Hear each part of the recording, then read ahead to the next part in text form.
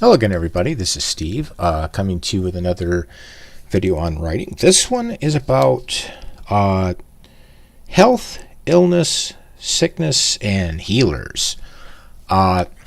Whenever you're working on a story, doesn't matter if it's sci-fi, fantasy, historical fiction, alt fiction, or alt history, I should say, what you're going to have in your story, not every story necessarily. Some situations you may not have any of this. It's really going to depend. It depends on does it help the story? Does it hurt the story? Does it add to the tension, excitement, stuff? Does it kind of destroy that? Does it kind of make things monotonous, etc., etc.?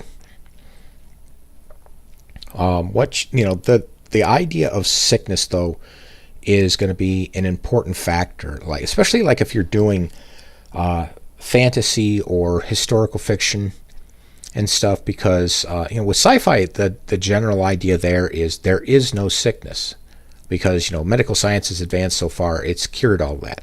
However, Star Trek has done a great job of expressing this, I think, and that's the idea that I don't care how good your science is, you're going to run into new stuff at some point.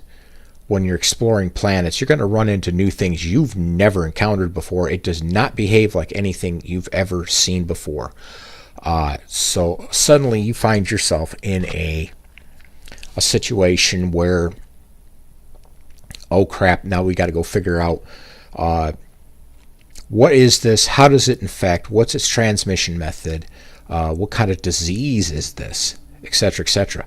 And when I talk about the really crazy ideas of some of the ideas of some of the really crazy stuff you can run into, Star Trek Strange New Worlds had one where they had a disease that was kind of energy based, and it forced people to try and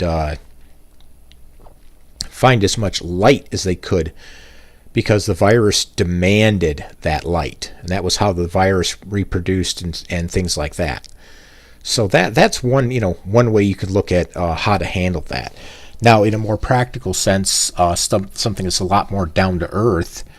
If you have like something that's a fiction story from modern America, historical America, just the generic stuff would work just fine. Like smallpox and polio and things like that.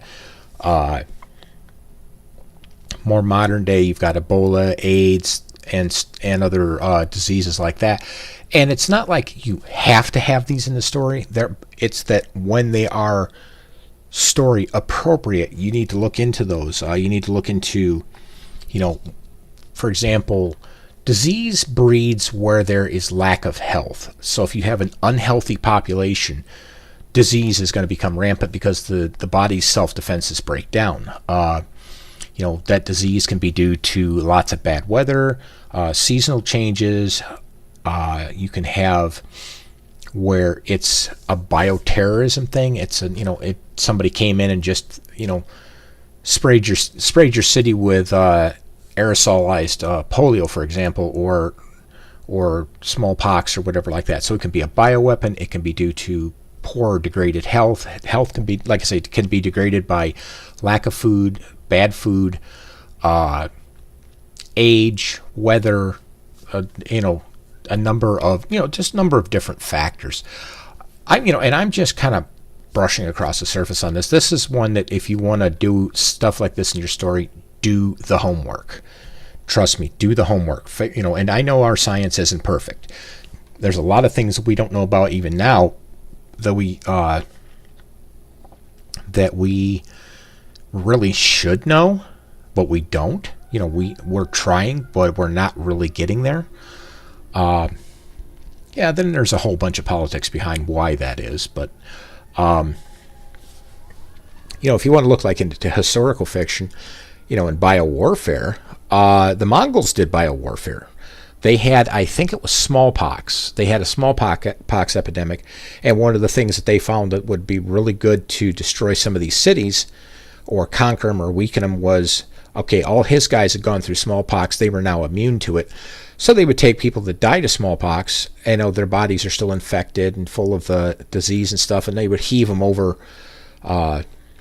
They would heave them over the wall into the cities, and of course, these people are going to be sent to take care of them, because you don't want like rats going over there. If you leave the body, rats and insects are going to get into that, and then the rats and insects are going to come over to you and infect you when they bite you. And that spreads the disease. If the guys take care of the infected bodies, then they pick up the disease and then they spread it to their friends and family, and it goes across the city. So it's a lose-lose situation for the city, regardless of which way they go, unless they have certain people that go and pick up the bodies, and then they stay in quarantine for a month or two to make sure they're not going to spread the virus. Things like that, and then you have to also look at what is it that they use for the cure. Is it some kind of new technology, particle transporters? Is it a holistic solution? Grind up these berries and these nuts and this particular breed of wheat, put them together, eat them, and you'll get healed. Doctors or healers play a big part in this. Healers in like fantasy tend to have like magical powers, and they come up to you and they have the various levels of healing. They're like, a goblin just bit me and I'm infected. Okay, I'm going to do mid heal on you, and this other guy over here, he lost an arm. I'm going to do high heal on you because I got to regenerate the arm. So then, there's the magic side of it, and then there's the science side of it. I mean, you can go way, way, way down the rabbit hole with this one, with DNA and white blood cells and mitochondria and all that kind of stuff. I mean, you can really go down the rabbit hole with that one.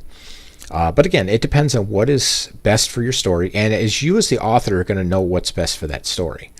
Now, you might also have other people advising you, saying you didn't go deep enough or you went too deep, adjust this, adjust that, and that's fine.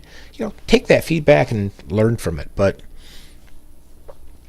health is going to be a big, important part of certain genres and certain stories. I'm not saying all of them. I'm saying certain ones, because like I've got a book coming up, part of a trilogy. It's called The Riders of Croa, and if you know what Croa is, you'll get the pun. But anyways, The Riders of Croa is an interesting one because, like I say, you've got when the people land on the planet, they're colonizing it, so they're colonists. They're new to the planet. They're going to pick up a lot of different diseases, especially not so much the ones that keep their technology. It's going to be the ones that go back into more primitive living, because the more primitive you are and the more exposed to nature you are, the more exposed to potential disease and contagions that you're going to be. If you're in a more modern environment, you're in a clean house, you've got you've got toilet facilities, you're not going to an outhouse, which, that has potential to breed disease, because it's, it's a house, or it's a large, basically a large phone booth with a seat sitting over a gigantic septic pool of poop. But, like I said, the more rustic you get, the more you open yourself up to various diseases, infections. Injuries are harder to treat, and if you get injured, you're more likely to get sick, and things like that. So, oh my gosh, it's 9 minutes and I'm actually done with all of my thoughts on this one. That's a new record. Trying to think if there's anything else to really cover. I guess at this point I'm just going to leave it at that, because really all I'm covering is just, this is what you need to be aware of. What you do with that, how deep you go, where you go with it, that's up to you. I'm just, like I say, I'm just getting your foot in the door. And, for things to think about, things to do, to research. If you want to experiment with this, write some short stories, write some novelettes, just sit down and write, because that's how you learn. Is you sit down, you write, you experiment, you find what works, you find what doesn't. And the research is kind of fun too, because you learn some interesting things. I went through a sanitation class way back when I first went into culinary. And that was before I realized I didn't actually want to be in culinary. But I went in and I did, I took a sanitation class because it was required as part of my certification.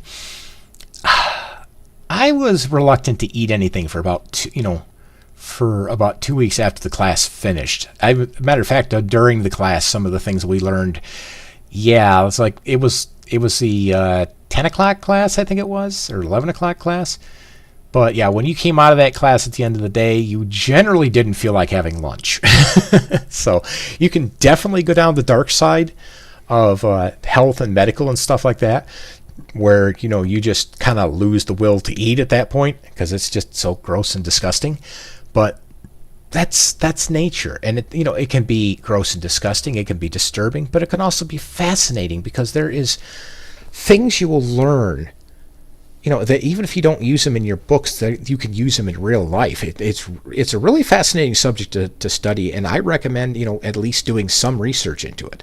You don't have to like do PhD doctorate level stuff like you're going to go into the medical field, but you can learn the overarching general layman stuff that most of your readers will be familiar with, or if they aren't familiar with it, it won't be so over their head that they just get lost, which is one thing you don't want to do with anything, is to get so far over their head that they're going to get lost. You want to keep it pretty much on the level of what your general readers are going to understand, and if you go a little bit above them, you don't stay there long, and you don't go too far above them to where it's, they still enjoy themselves even though they don't understand what's going on.